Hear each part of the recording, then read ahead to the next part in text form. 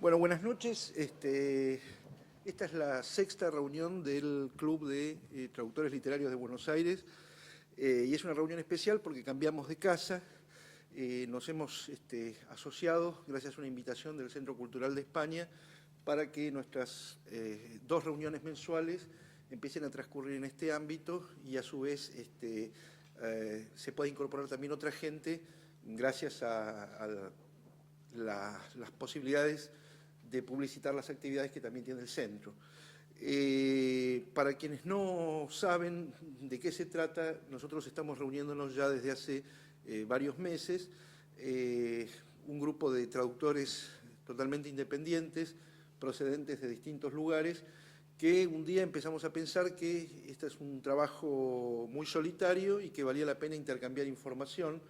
Cuando hablo de intercambiar información me refiero a varios ítems distintos. Hay información técnica que tiene que ver con cuestiones específicas de lo que cada uno hace o de lo que cada uno maneja, y en ese sentido estas reuniones son óptimas porque de pronto alguien que tiene un alto grado de especialización en alguna lengua o en alguna materia en particular viene y comparte con nosotros su experiencia y ya van a ver si esto funciona como viene funcionando, se establecen conversaciones muy interesantes. La otra parte tiene que ver con información que podríamos poner dentro de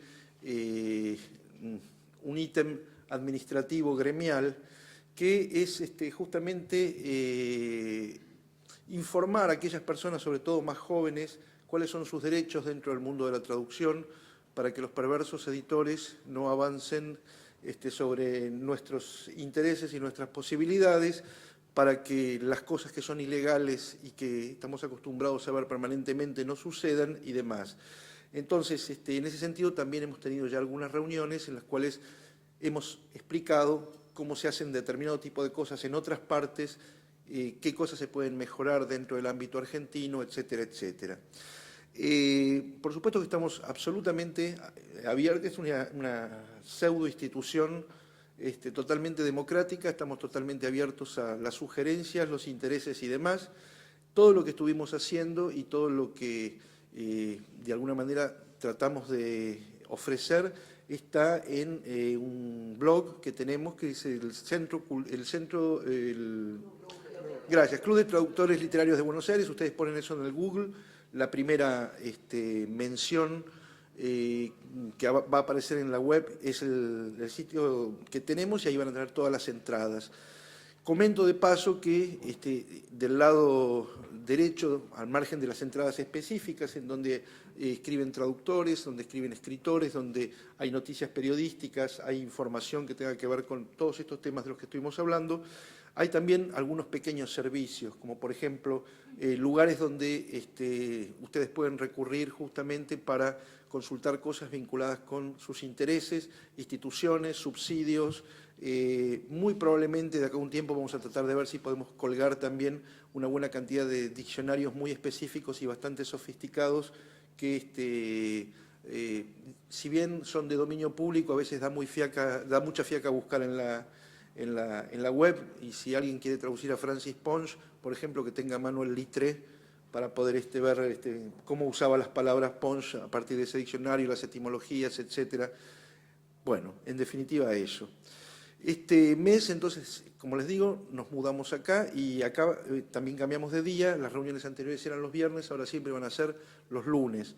Esta es la primera y si no me equivoco, creo que el 24, es el 24, tenemos otra reunión, en este caso no con un traductor, porque no todos los que hablan son traductores, sino con un crítico musical, a mi gusto probablemente uno de los dos mejores que hay en la Argentina, Diego Fischerman, que va a dar una charla justamente sobre los errores que cometen los traductores cuando se ponen a traducir terminología musical. Del tipo que un tom poem no es un poema tonal, sino que es una sinfonía.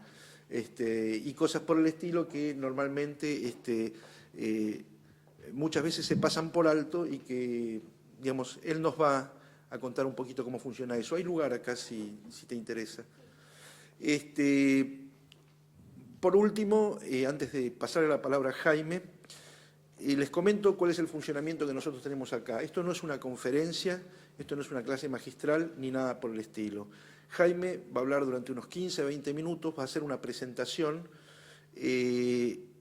Cualquiera, llegado el caso, si es pertinente, y ustedes lo sabrán, puede levantar la mano e interrumpir preguntando algo, y la idea es que al cabo de la presentación de Jaime, esto se convierta en una conversación. Insisto, no queremos hacer nada con lo estrictamente académico ni con lo muy formal. La idea es que todos pasemos un buen rato y a su vez que aprendamos algo. Sin más, los dejo entonces con Jaime Arrambide. Bueno, muchas gracias.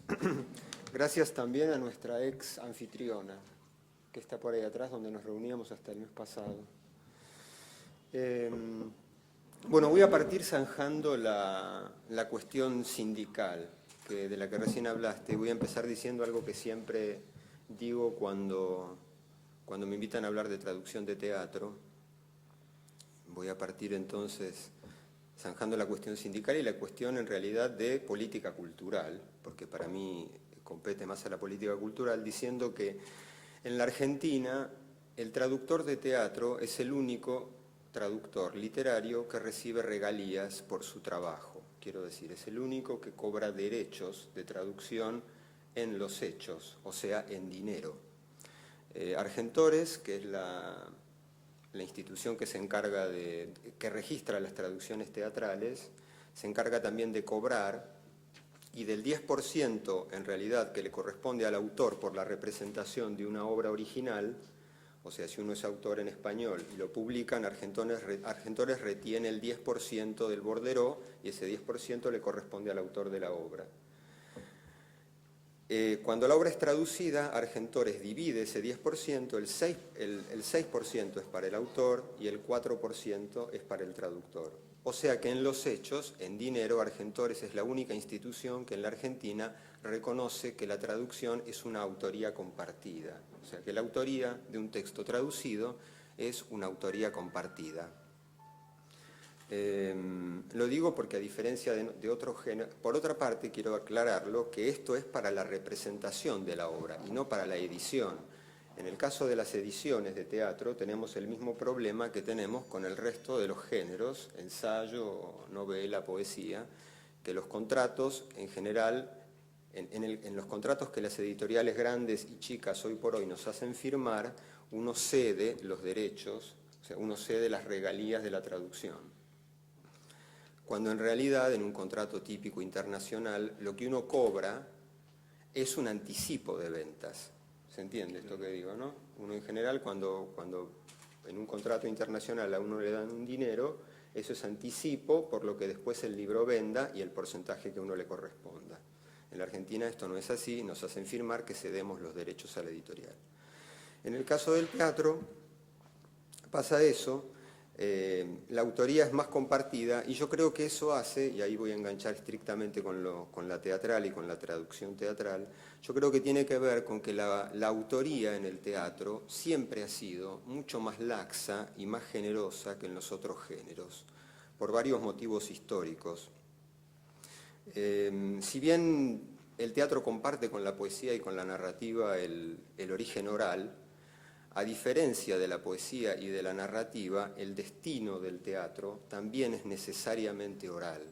O sea, el teatro se consuma en el escenario, con actores representando. Por lo tanto, en realidad, lo que hace a su paso, y hay que recordar y no hay que olvidarse que el libro no es otra cosa que una tecnología que empezó en un momento y tiene su continuidad hoy, pero es una tecnología que en un momento no existió. El teatro deja un rastro escrito y en algún momento y eso se actualiza cuando el texto se representa, ¿no? Esto me parece que también hay que mencionar otra característica para separarlo de los otros géneros como la poesía y la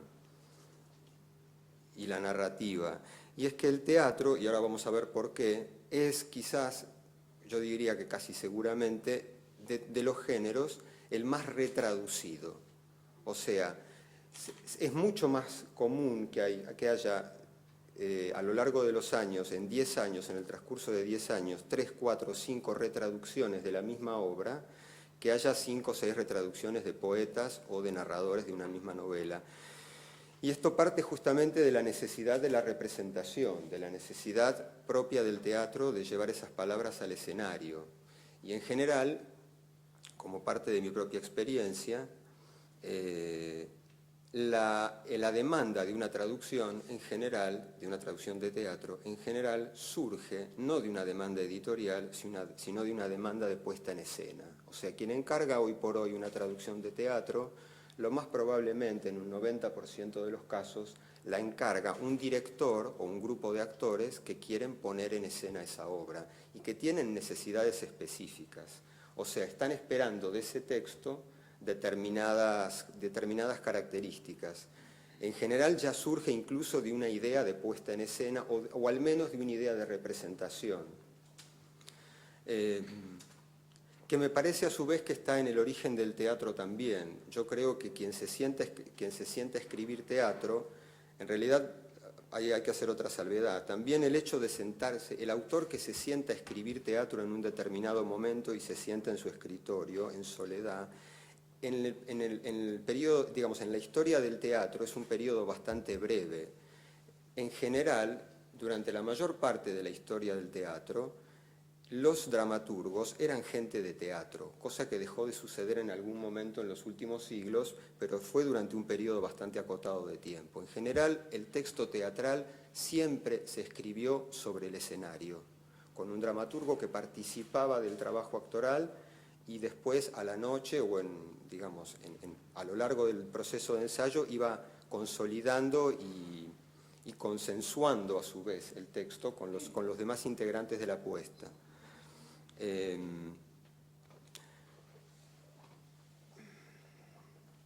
Dicho lo de la retraducción, que me parece importante, acá había notado también que respecto de la retraducción en el teatro, quizás justamente en el teatro sea donde el género en el que la traducción envejece con más rapidez, quizás por la cuestión de la oralidad. Ahí tendríamos que, por supuesto, entrar en el tema, que lo abro para que después lo hablemos, que es el famoso tema de si lo que diferencia una traducción de un texto original es que la traducción envejece y el texto original no, que se ha transformado hoy por hoy casi en un lugar común, ¿no? Pero me parece que de todas maneras esa cuestión no está zanjada. Me costó un poco venir a dar la charla de hoy porque tuve un fin de semana muy complicado y tengo obreros en mi casa, pasando un cable, perforaron un caño y ayer se inundó mi estudio. Y si ustedes están pensando que esta persona se volvió loca, están entendiendo algo central del teatro de hoy. En ese momento en el cual uno está presenciando como espectador algo y siente una sensación de riesgo. El otro puede haberse vuelto loco, está diciendo cualquier cosa. ¿Qué me va a pasar? En una sociedad como la de hoy, en la que el cuerpo del otro, la presencia física del otro se ha vuelto más amenazante que nunca y que el 90% de la cultura que consumimos, la consumimos de manera privada y en la intimidad, efectivamente el teatro, y algunas otras disciplinas también, se apoya básicamente en el riesgo. Quiero decir, cuando uno es espectador de teatro, se somete a que le pueda pasar cualquier cosa, más allá de que en general no pasa nada, en ningún plano pasa nada, ¿no? Pero, digamos, hay algo de la inmediatez del cuerpo en la representación teatral que hace que el teatro de hoy se apoye mucho en lo inesperado, en el riesgo y en el peligro, justamente porque uno está de alguna manera atrapado, uno no está mediatizado a través de una pantalla, sino que está el cuerpo del otro adelante y está mi propio cuerpo, me estoy exponiendo. De alguna manera me interesa recuperar cómo definen hoy los franceses, qué término le dan en esta especie de reconfiguración del mapa de las artes que se dio en los últimos 50 años con el ingreso de muchas otras disciplinas. Y la política cultural francesa agrupa esas nuevas artes que son el teatro, la performance, la danza y los agrupa como, dice art vivant, o sea, algo que podría traducirse como artes vivas o en realidad artes en vivo, donde hay un ser humano presente. ¿Qué es lo que sería lo específico del teatro hoy? Para mí, esto es una opinión, para mí hay teatro cuando hay en un espacio delimitado como escena una persona que se considera actor. O sea, sin actor no hay teatro, hoy por hoy, digamos. Podríamos decirlo porque como entra en cuestión todo el tema de los espectáculos multimediáticos donde no hay personas en vivo, tampoco es cine. Me parece que la presencia viva y el riesgo del otro es lo que hace el riesgo del propio cuerpo por la presencia del otro y el hecho también de estar atrapado, porque uno en una sala está atrapado. La realidad es que uno se siente atrapado, incluso culturalmente la gente que está dispuesta a pararse y a irse es poca. En general uno se somete. Y si la obra es mala, ni te cuento. Y si la obra es mala, o te dormís directamente. Sí, sí. Yo me duermo sin culpa últimamente. Me duermo sin culpa, sí. Sí. Sí. Vos hablas de la retraducción. Sí. Sí. Sí. Deseable, qué sé yo, que Shakespeare se retraduzca cada 40, 50 años, por ejemplo. ¿Me escuchan? Perfectamente. Pero bueno, me gustaría que hicieras la diferencia entre la traducción y la adaptación. Me refiero, volviendo a tomar a Shakespeare, ¿no? Como caso emblemático. Una obra de Shakespeare dura 3 horas y media, normalmente. Con eso se hace un trabajo. Sí, hoy por hoy se le llama dramaturgia. Como se llame, no importa. Lo que antes llamábamos adaptación o versión, hoy le llaman dramaturgia. Que logran que la obra dure 1 hora y media como máximo, 1 hora 40, y eso ¿quién lo hace? Es otra forma de traducción, por eso lo estoy Para mí es trayendo. yo personalmente, en mi experiencia, el término traducción, claro, yo trabajo de eso, pero se aplica a tantas cosas de la vida, ¿no? Lógico, incluso, no, bueno, pero estamos a lo incluso específico. la puesta en escena también es una especie de traducción. Sí, sí. En concreto, respecto de la adaptación, se podría decir que hoy por hoy la palabra adaptación solo se usa cuando se hace dentro del mismo idioma. O sea, si yo tengo que adaptar Calderón, si alguien decide que no puede empezar la vida de sueño diciendo hipogrifo violento, como empieza la vida de sueño, alguien dice, no, esto no lo va a entender nadie, tengo que adaptar para que me entiendan. Hoy por hoy se usa adaptación para eso. En cuanto a la retraducción, yo voy a decir algo un poco escandaloso quizá, pero Shakespeare, tomemos Shakespeare. Lo que nosotros tenemos hoy de Shakespeare son textos acordados, o sea, recuperados de folios y que en algún momento se establecieron como textos definitivos. No, ni siquiera están establecidos, está la edición en cuarto, la edición en folio, ni siquiera hay una. Claro. Sí, y hay obras que se consideran apócrifas. Claro. Bloom dice que hay obras que son apócrifas y que se siguen incluyendo en el canon. Por hay eso obras establecido nada, o sea, se elige hay ediciones canónicas. cuál de las ediciones se va a usar para traducir y se traduce esa. Sí. Pero quiero decir, no hay una que esté privilegiada, están todas las ediciones anotadas, que las anotaciones son diferentes. Yo creo que tiene mucho que ver con el quehacer teatral propiamente dicho, de cómo se construye el texto.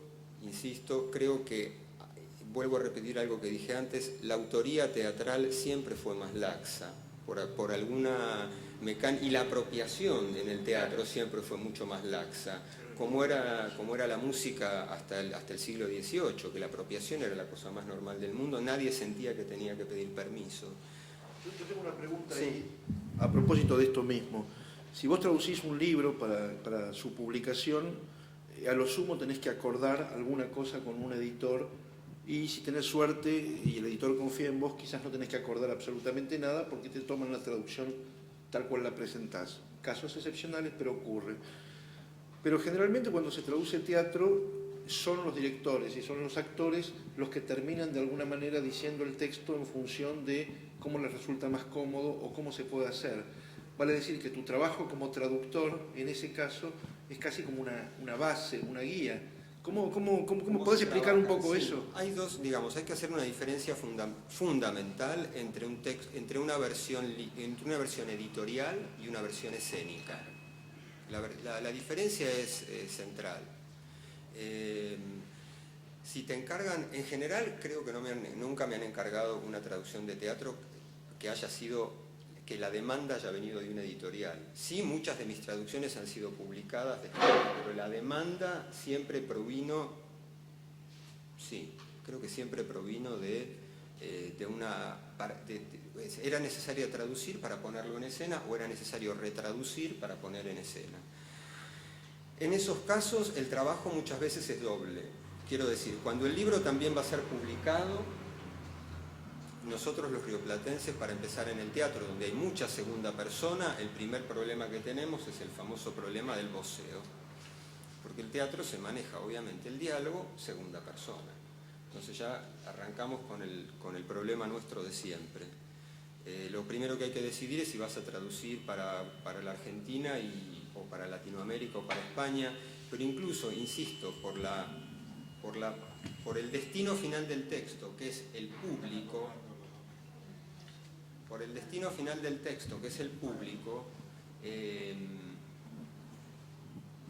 la localidad, la oralidad y el localismo de lo que suene tiene tanta importancia que en general siempre se retraduce para la puesta del lugar donde se va a representar. La traducción de teatro es muy poco exportable, ¿sí? Es muy poco exportable por la característica propia, por ese destino de oralidad que va a tener finalmente. Y además porque hay palabras que suenan mejor en la boca de un actor que en la boca de otro. Y esto hace a la segunda parte de tu pregunta. Yo hoy por hoy trabajo la traducción en el proceso de montaje y la trabajo con los actores. Hago un draft que se propone y después se prueba a lo largo del proceso de montaje y el texto no está cerrado hasta que la obra se estrena e incluso tampoco, porque después el texto se va modificando digamos, a lo largo del proceso de la obra de funciones, digamos. En realidad, cuando yo tengo que cerrar una traducción para que la publiquen, sufro mucho con el teatro. Sufro mucho más que con otras cosas. Cuando traduzco poesía o cuando traduzco ensayo, en ensayo francamente me da lo mismo. Lo hago por dinero, sí. Cuando traduzco poesía, siendo poeta también, conozco el desgarro ese de que hay un momento en el que hay que cerrar y eso se va y deja de ser de uno. En el caso del teatro es muy complicado cerrar un texto que uno pensó para la escena y para la boca de ciertos actores y acomodarlo para que funcione en una versión publicada. Es muy difícil. El teatro contemporáneo, por otra parte, que es donde más experiencia tengo, es, digamos, en el teatro, como el teatro contemporáneo, vuelvo a lo anterior, se apoya tanto en lo inesperado, en el riesgo, en el peligro, o sea, apela a energías oscuras, es eminentemente dionisíaco, o hay una vuelta, desde hace unos casi 100 años, en el teatro a lo dionisíaco. Y por este carácter dionisíaco, la palabra en el teatro contemporáneo se aparta, perdón por el psicoanalicismo, pero se aparta, digamos, deja de tener un valor imaginario y tiene un valor más simbólico en lo que sería el pensamiento de Lacan, ¿no? O sea, el valor de la palabra en el teatro de hoy se acerca más al símbolo que a la representación de una realidad o de un imaginario, o de una ideología incluso. ¿Sí? Se aparta de los aspectos representativos ideológicos, se aparta de los aspectos representativos de la realidad como la conocemos, ¿no?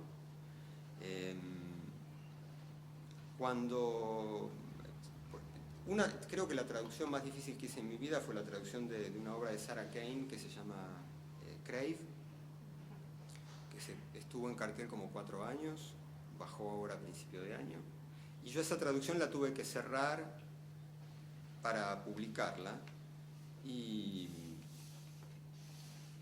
hubo decisiones que no había, digamos, para empezar tuve que reponer texto que en la puesta en escena había sacado, acercándome a aquello de la adaptación.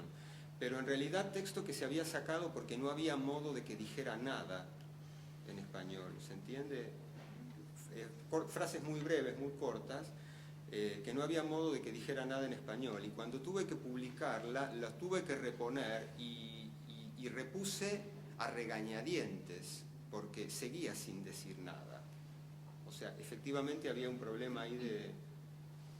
O sea, me apegué a la completud del texto y a la integridad del texto. Al mismo tiempo, te diría que también con la libertad que te permite saber que el director que agarre eso y lo ponga, igual va a hacer cualquier cosa. Bueno, justamente esa es la otra cosa que quería saber yo, que a mí siempre me dio curiosidad. Vos te matás tratando de crear lo más parecido o lo más próximo a lo que te parece que debería ser, entregás tu texto y viene alguien que ya sea porque tiene un problema en la garganta o algo por el estilo y destroza lo que estabas armando. Doy un ejemplo muy simple. Hace 2 semanas yo fui a ver Marazzade. Había algunos actores que, digamos, la obra transcurre, se supone, en el siglo XVIII, y había algunos actores que hablaban de tú, otros que hablaban de vos, otros que, digamos, y que no era que estaba un efecto buscado.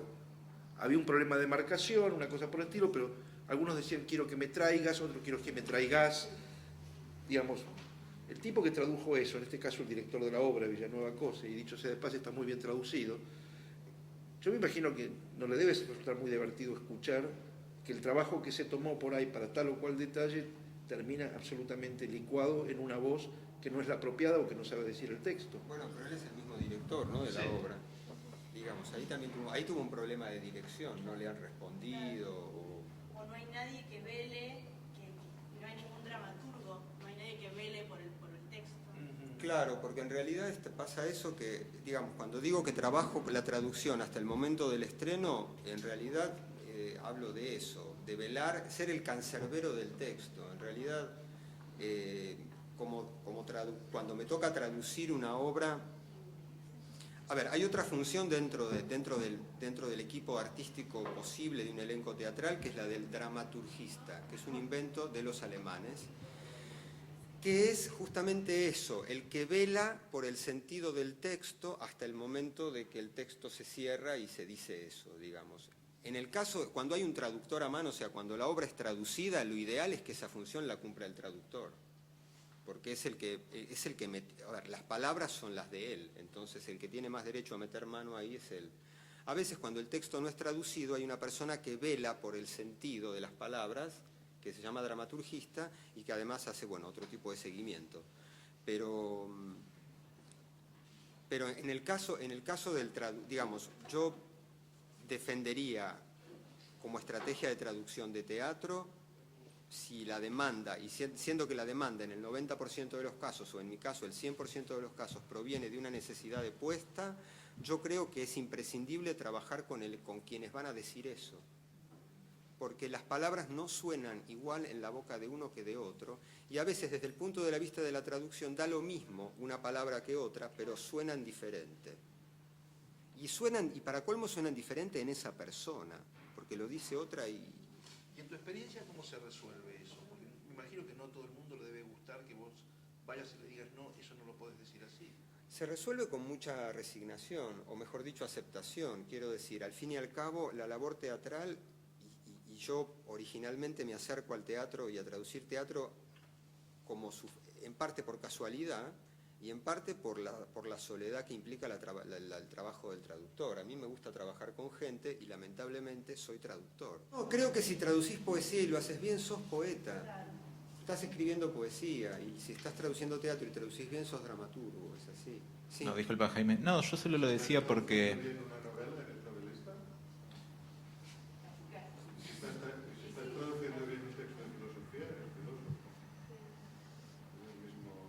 No sé si en esos casos podría decirlo. Yo no sé si me haría cargo de eso.